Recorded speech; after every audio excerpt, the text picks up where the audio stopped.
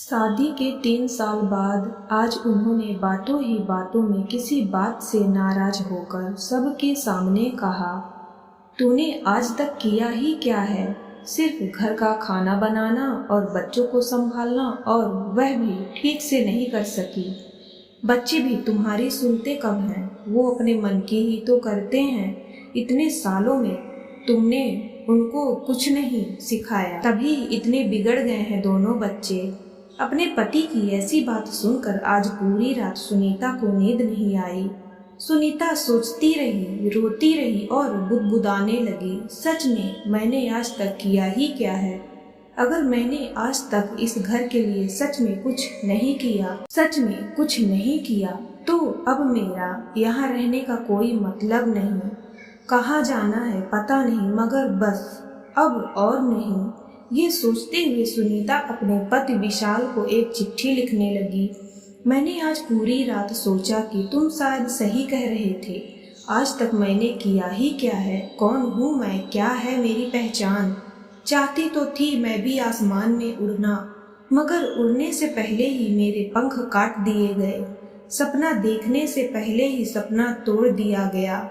बाबा ने कहा शादी की उम्र बीती जा रही है, मुझसे पूछे बिना मेरी शादी करवा दी गई। बाबा का तो मानो बहुत बड़ा बोझ उतर गया। ससुराल में मेरे लिए हर कोई अजनबी सा था, मगर माँ ने सिखाया था कि अब यही तुम्हारी दुनिया है, यही तेरे अपने। अब से इन सब को ही तुम अपने माँ बाबा और भाई बहन समझना। पति तेरे लिए परमेश्वर है, इनकी कहीं कोई बात मत टालना।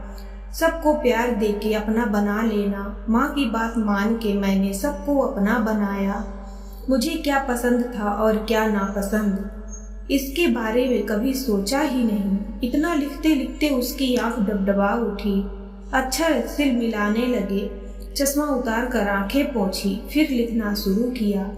सुबह को आपकी कॉफ़ी और नाश्ता, बच्चों का लंच बॉक्स, बाबा की डायबिटीज की अलग से दवाई, नाश्ता, माँ के घुटनों की तेल मालिश, आपका टिफिन, मार्केट जाना, शाम की खाने की तैयारी करना, माँ को इलाज के लिए बार बार अस्पताल ले जाना, बच्चों को पढ़ाना, उनकी शैतानी बर्दाश्त करना, आपके दोस्त मेहमान बनकर अचानक से आए तो उनके लिए खाना बनाना।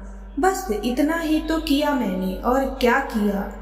इसलिए अब मुझे कुछ और करना है। अब मैं जा रही हूँ, ये तो नहीं जानती कि कहाँ जाऊँगी, मगर मुझे जाना है, पर तुम अपना ख्याल रखना। फिर सुनीता चिट्ठी टेबल पर रखकर चुपचाप घर से बाहर निकल पड़ी। सुबह होते ही बाबूजी अपनी दवाई, नाश्ता और अखबार के लिए बहू को आवाज़ देने लगे। उसके साथ ही माँ भी अपने घुटनों की मालिश के लिए बहू को आवाज़ देने लगी। बच्चे भी माँ हमारा ब्रेकफास्ट कहाँ है, कोई जवाब ना पाकर चिंतित हो उठे कि आज माँ कहाँ चली गई। इतना शोरगुल सुनकर सुनीता के पति की भी आंखें खुल गई। क्या हो गया, यह सोचते हुए वो बाहर आया।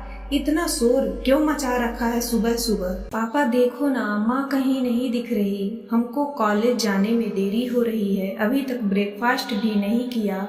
लगता है आज भूखा ही जाना पड़ेगा। दूसरे ने कहा, मेरी किताबें भी नहीं मिल रही। माँ तुम कहाँ हो? बाबूजी ने आवाज़ लगाई।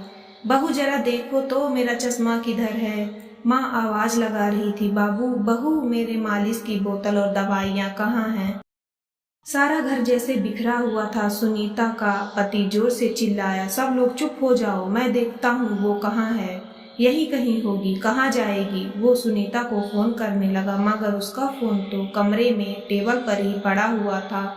उसने देखा फ़ोन के पास एक चिट्ठी भी थी।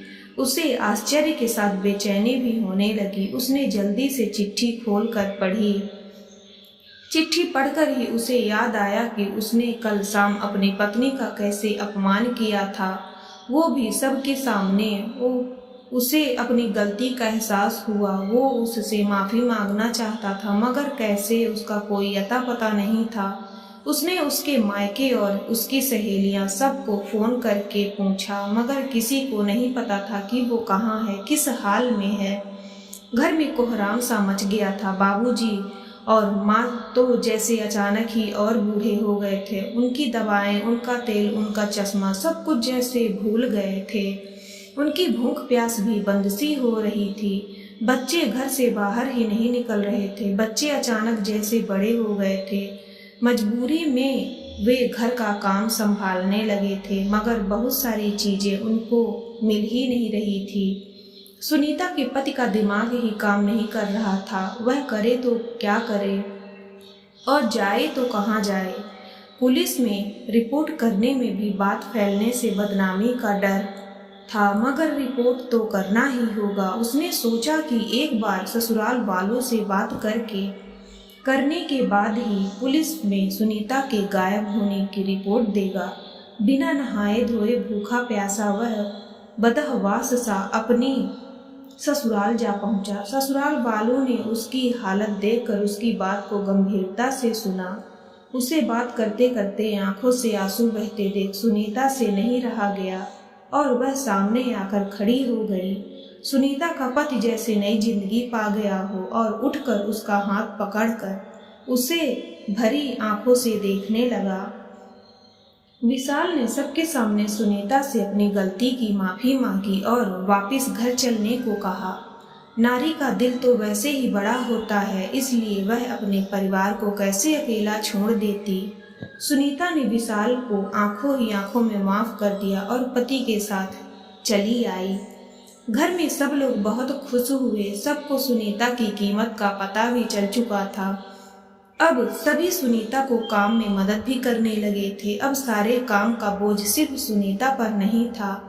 बच्चे अपनी माँ को काम में मदद करने के साथ ही अपनी माँ का सम्मान भी करने लगे थे। सुनीता के पति विशाल ने अब जान लिया था कि सुनीता ने आज तक जो किया था उसे कोई और कर पाने में सक्षम भी नहीं था।